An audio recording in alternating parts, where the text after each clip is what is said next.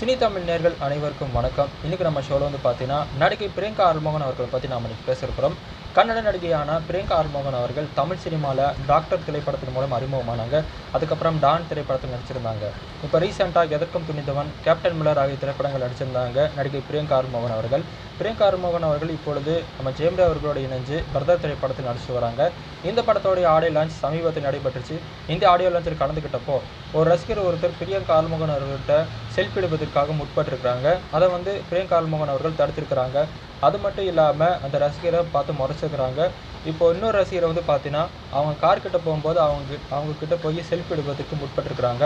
அதையும் வந்து பார்த்தீங்கன்னா பிரியங்கா ஆறுமுகன் அவர்கள் தடுத்திருக்கிறாங்க. இந்த விஷயமானது சோஷியல் மீடியாவில் தற்பொழுது ட்ரெண்டிங் ஆகிட்டு வருது. இந்த மாதிரி நடிகர்கள் வந்து ரசிகர்கள் கிட்ட வன்மையாக நடந்துக்கிறது ரொம்ப கண்டிக்கத்தக்க விஷயம். ரசிகர்களால தான் நடிகர்கள் உருவாகிறாங்க அப்படின்னு சொல்லிட்டு நிறைய நெட்டிசன்கள் வந்து பார்த்தீங்கன்னா பிரியங்கா ஆறுமுகன் அவர்களை வந்து கழுவி ஊற்றிட்டு வராங்க. ஸோ இதை பற்றி நீங்கள் என்ன நினைக்கிறீங்கன்னு சொல்லிட்டு மறக்காமல் கமெண்ட் பண்ணுங்கள். நாளைக்கு இதே மாதிரி ஒரு சூப்பரான டாப்பிக்கில் உங்களை சந்திக்கும் வரை உங்களிடமிருந்து விடைபெறுவது நான் உங்கள் DJ துரைசாமி. பாய்.